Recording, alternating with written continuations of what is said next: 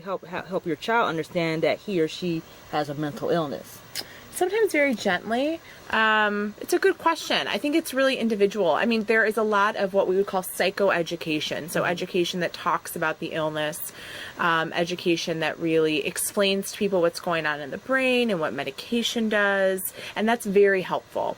And it also reiterates the fact that this is a no-fault brain disease. This is an illness just like cancer or diabetes or asthma. And so learning about that, the mental health component, what's going on in the brain, is just as important as learning about what's going on in other parts of your body. So people can do classes. NAMI offers classes about recovery that promotes recovery. We provide psychoeducation materials, and we provide families education, because sometimes it kind of has to start there with the family members and really understanding what the illness is doing to their kiddos and to the family. Yeah, I wanted people to see your website where they can access this information. I believe under education programs. Yeah.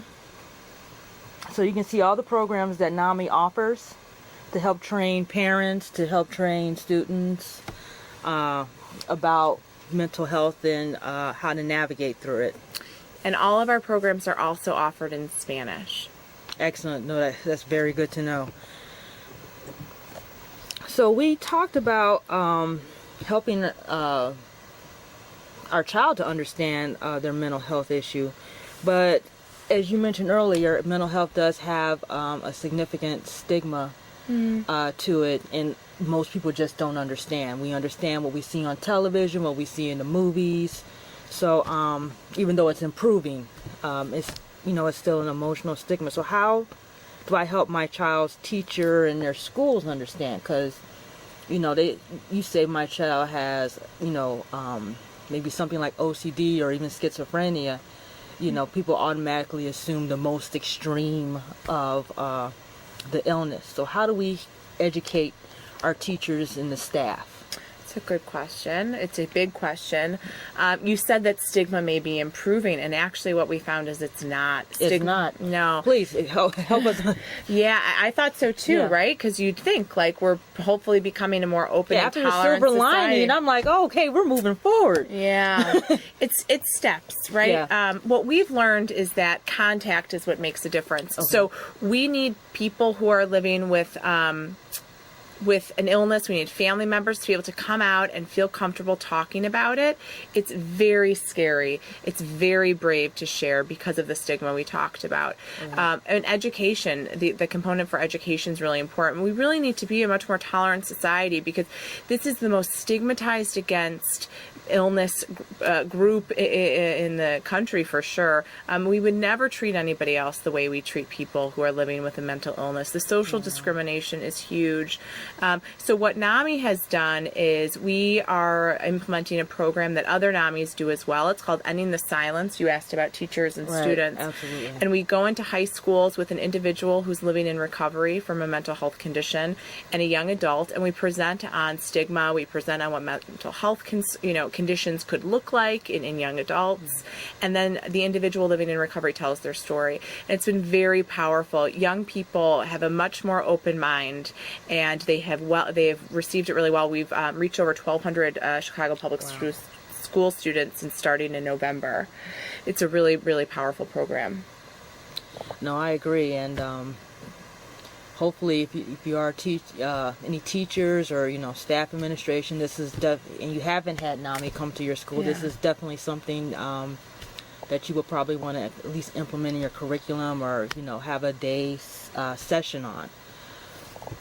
So one of the concerns is, okay, fine, we found a way to kind of like get the teachers on board, but then family can be very cold.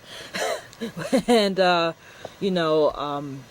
sometimes family is the hardest group of people to explain mental health issues to.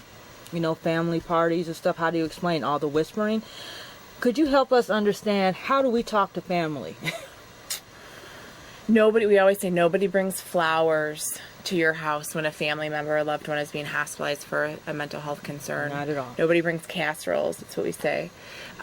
We talked about stigma and that the individual themselves may have stigma, but family members have stigma. A lot of parents feel responsible, like they did something wrong. It's their fault that their loved one is experiencing this terrible trauma and this mental health condition. That's obviously not what happened. It's not parenting.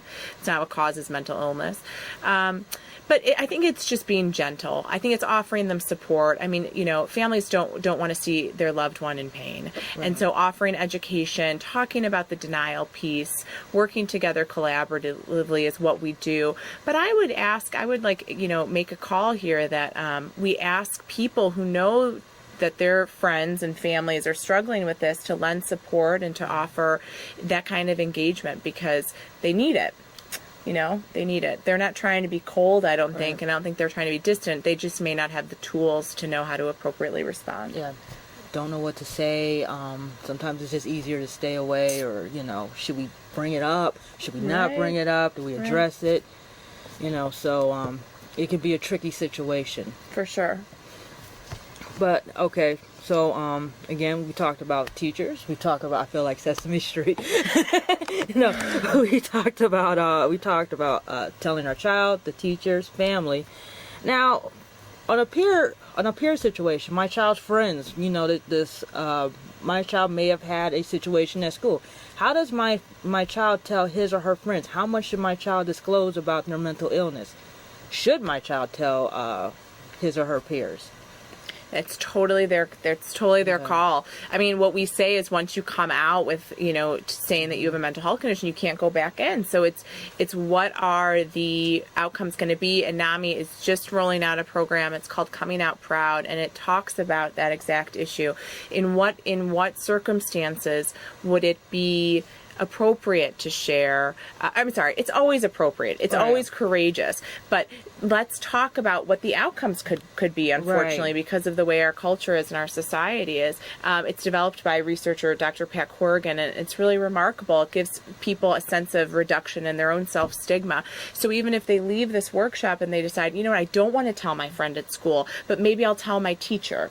I don't want to tell my parents, but maybe I'll tell my basketball coach. Right. So it gives people kind of a much better script to do it, and they feel more supported in that process.